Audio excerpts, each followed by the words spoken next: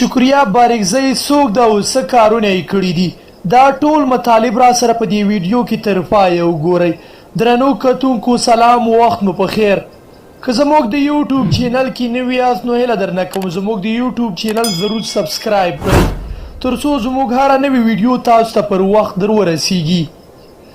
شکریا بارکزی د شمس الدین بارکزي لور ده. هغه په 1451 لمریز کال په کابل کې زیږېدلې ده. ثانوي زده کړې په کابل کې ترسره کړې دي او وروسته په کابل کې د ادبیاتو جیولوژي څانګې څخه فارغه شوه. هغه د پارلمان وکیله هم تیره شوې ده. په دې وروستیو کې د ولسمشر له لوري په ناروې هیواد کې د افغانستان سفیر په توګه وټاکل شوه.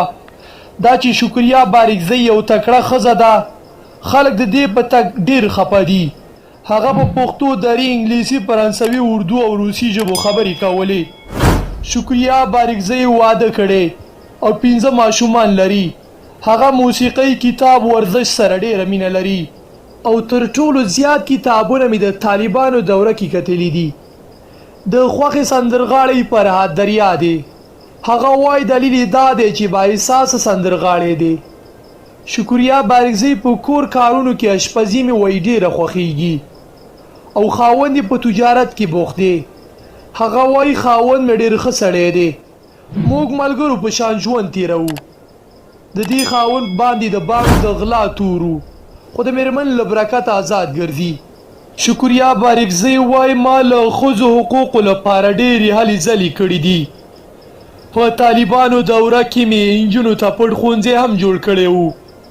هغه وایي که دا کار مې د خطره هم ډک و خو زه مې د پخواني کارونو باندې ډېر ویاړمه. شکریا بارکزی نه خبریال پوښتنه وکړه چې تا کوم حالات ډېر ځوروي.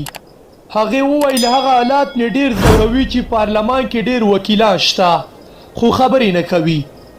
خپل حق او د خپلو خلکو هیڅ دفاع نشي کولی.